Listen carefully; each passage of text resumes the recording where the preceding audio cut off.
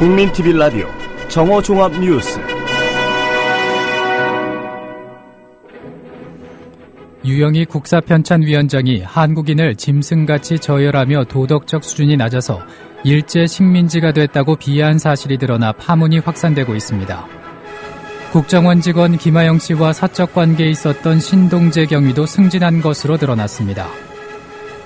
통계청 또한 대선에 개입했다는 의혹을 확인하는 과정에서 여당이 증인 채택에 제동을 걸어 무리를 빚고 있습니다. 서울 청계천 유지보수에 들어간 돈이 한 해 평균 75억 원이 넘는 것으로 나타났습니다. 2005년 보건 때 이명박 당시 시장이 밝힌 연간 유지관리비의 4배가 넘는 수준입니다. 이상은 이 시간 주요 뉴스입니다.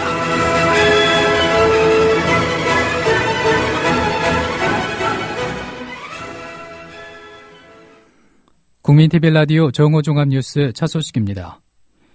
유영희 국사편찬위원장이 한국인을 짐승같이 저열하며 도덕적 수준이 낮아서 일제 식민지가 됐다고 비하한 사실이 드러나 파문이 확산되고 있습니다. 정진후 정의당 의원에 따르면 유영익 위원장은 지난 1996년 8월 한국논단에 게재한 리승만 그는 누구인가라는 제목의 글을 통해서 미국에 건너간 이승만은 짐승과 같이 저열한 상태에 빠진 한국민을 기독교를 통해 거듭나게 할 목적으로 신학 공부를 곁들여 했다고 적었습니다. 유영익 위원장은 또 지난 2005년 3월 한 대학 강연에서 이승만이 6년 동안 감옥 생활 중에 성경을 공부하면서 깨달은 바가 컸다며 한국이 독립을 지키지 못하는 것은 기본적으로 한국 사람들의 도덕적 수준이 낮기 때문이라고 생각하게 된 것이다라며 한국인의 도덕적 수준이 낮아 일본 식민지가 됐다는 주장을 폈습니다.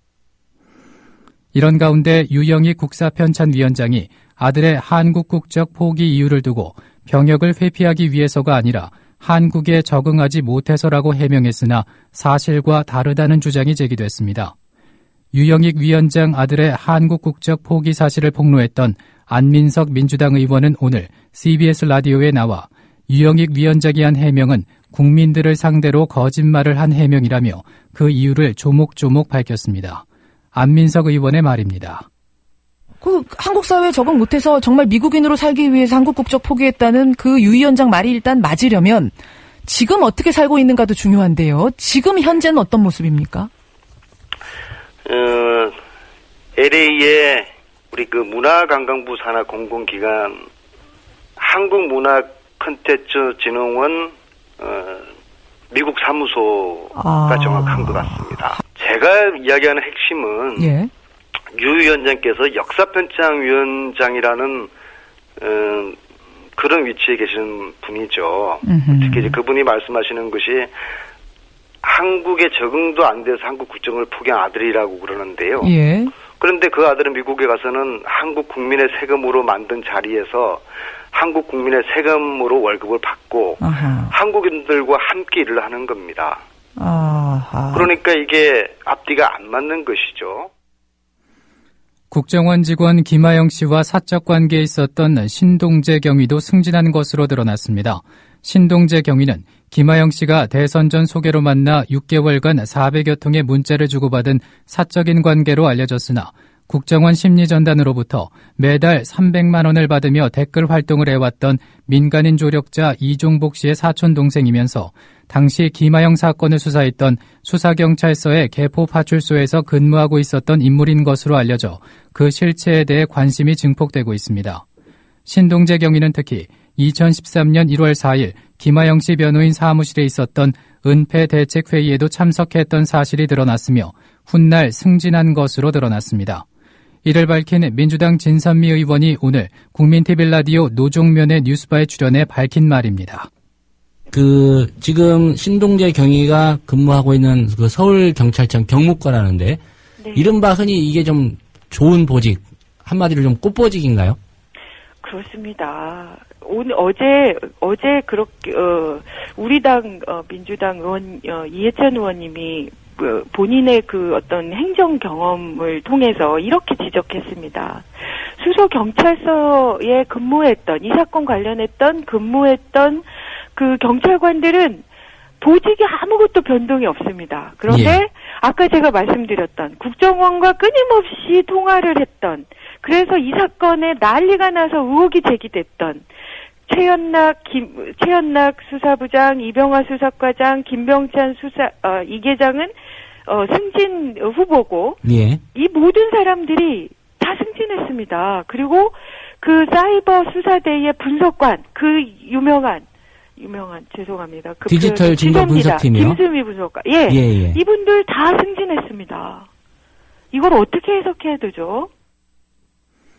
국가정보원의 대선 여론 조작 및 정치 개입 의혹을 수사하고 있는 서울중앙지검 특별수사팀은 지난해 대선을 앞두고 트위터에 선거 정치 관련 글을 올리고 이를 퍼나르기 한 것으로 확인된 국정원 전 심리전단 소속 직원 3명을 긴급 체포했습니다. 국정원 사건과 관련해 심리전단 직원들이 긴급 체포된 것은 이번이 처음인데 검찰은 체포한 직원들을 상대로 누구의 지시로 트위터 활동을 한 것인지, 어떤 의도로 글을 올렸는지, 다른 심리전단 직원들도 개입한 것인지 등을 집중 조사한 것으로 알려졌습니다. 이런 가운데 뉴시스는 이들이 조사 후 석방됐다고 보도했습니다. 통계청 또한 대선에 개입했다는 의혹을 확인하는 과정에서 여당이 증인 채택에 제동을 걸어 무리를 빚고 있습니다. 어제 기획재정부에 대한 국정감사에서 우기종 전 통계청장을 증인으로 채택하는 문제를 두고 여야 간 공방이 벌어진 가운데 새누리당 나성린 의원은 야당 의원들에게 증인이 아닌 참고인으로 부르자고 제안했습니다. 참고인의 경우 증인 선서를 하지 않아도 돼 이에 따른 법적 책임도 없습니다. 이보다 앞서 여야는 우기종 전 청장을 증인으로 채택하기로 합의했으나 여당이 일부 의원의 이의 제기를 이유로 일방적으로 파기에 논란이 빚어졌습니다. 박원석 정의당 의원은 통계청이 대선을 앞두고 통계를 조작했다는 문제까지 벌어진다면 정부 입장에서는 곤혹스러운 위치에 놓일 것이라며 이런 걸 우려해서 여당 지도부 차원에서 증인 채택을 하면 안 된다는 방침이 내려진 게 아닌가, 그렇게 볼 수밖에 없다라고 의혹을 제기했습니다. 국민TV 라디오 노종면의 뉴스바에 출연한 박원석 의원의 말입니다. 저도 좀 의아했습니다. 아마도 이번 국정감사가 시작되자마자 지난 그 국정원 대선 개입 사건에 이어서 지금 국군 사이버사령부의 댓글 공작 의혹이 또다시 떠오르지 않았습니까? 예. 뿐만 아니라 이 기초연금 그 논란, 공약 파기 논란 과정에서 피감기관인 보건복지부가 여당과 협의해서 야당 의원들의 공세를 막기 위한 문건을 배포했다. 이런 지금 문제도 제기가 됐습니다. 게다가 이 통계청의 그 대선을 앞둔 통계조작 의혹까지 불거진다면 정부 여당 입장에서 굉장히 곤혹스러운 정치적 위치에 놓이게 되지 않겠나, 이런 걸 우려해서 아마 여당 지도부 차원에서 이 증인 채택을 하면 안 된다, 이런 방침이 내려진 게 아닌가, 저는 그렇게밖에 볼 수 없었습니다. 서울 청계천 유지보수에 들어간 돈이 한 해 평균 75억 원이 넘는 것으로 나타났습니다. 2005년 보건 때 이명박 당시 시장이 밝힌 연간 유지관리비의 4배가 넘는 수준입니다. 민주당 백재현 의원이 밝힌 내용에 따르면 지난해 청계천 유지보수 비용으로 78억 3천만 원이 들어갔는데 보건 이후 한 해 동안 가장 많은 비용이 소모된 것으로 드러났습니다. 한편 그동안의 비용을 평균 내면 한 해 75억 1천만 원으로 조사됐습니다. 이는 2005년 10월 보건 당시 이명박 시장이 예상한 연간 유지관리비 18억 원의 4배가 넘습니다. 이와 관련해 백재현 의원은 물을 전기로 끌어올려 방류하는 인공하천이기 때문에 청계천은 갈수록 더 많은 예산을 잡아먹는다. 혈세 낭비와 호우기 안전 등을 위해 자연형 하천으로 복원하는 방안을 고민해야 한다고 말했습니다. 진실을 호도하지 않고 논점을 이탈하지 않는 공정뉴스. 국민TV 라디오 뉴스의 꿈입니다. 지금은 정오 종합뉴스와 함께하고 계십니다.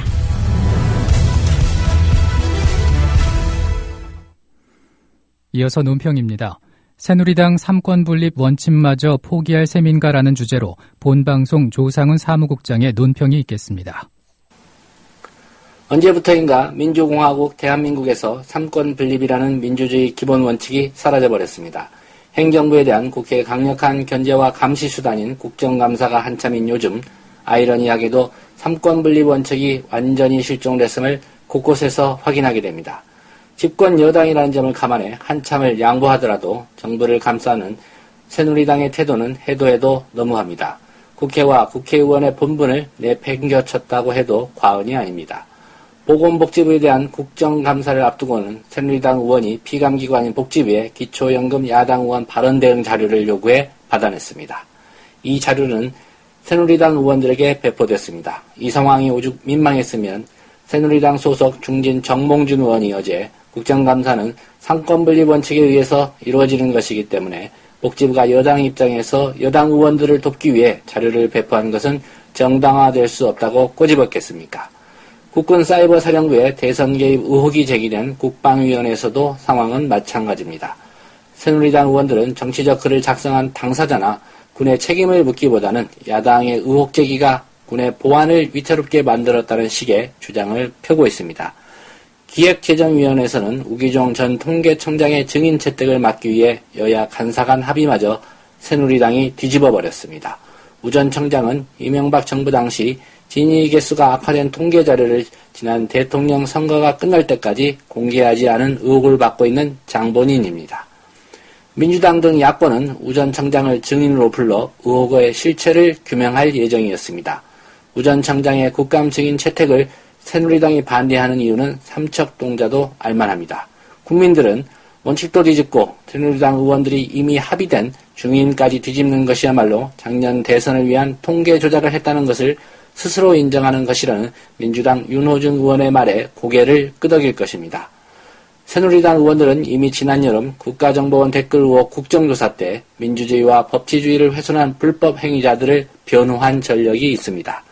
특정 정치 세력이 국가기관의 불법과 일탈 행위를 문제 삼지 않겠다는 이유가 과연 무엇이겠습니까? 결과적으로 자신들에게 이득이 됐기 때문 아니겠습니까? 이 나라의 미래를 위한 유일한 희망은 결국 국민 개개인의 각성뿐입니다. 국민TV 라디오 논평이었습니다. 극우 성향의 인터넷 사이트 일베에서 특정인을 무분별하게 모욕하는 글이 올라온 데에 대해서 법원이 처음으로 제동을 걸었습니다. 서울중앙지법 민사합의 50부는 프레스바이플 이계덕 기자가 일베 사이트 운영자인 주식회사 UBAP를 상대로 낸 명예훼손 및 허위사실 게재 및 모욕 게재물 방치금지 가처분 신청을 일부 받아들였다고 밝혔습니다. 오늘 중부지역은 대체로 맑겠습니다. 남부지역은 가끔 구름이 많이 끼겠습니다. 오늘 낮 최고 기온은 전국이 18도에서 23도로 어제와 비슷하거나 조금 높겠습니다. 서울 지역의 현재 기온은 16도, 습도는 44%입니다. 국민TV 라디오 정오종합 뉴스를 마칩니다. 아나운서 정승조였습니다.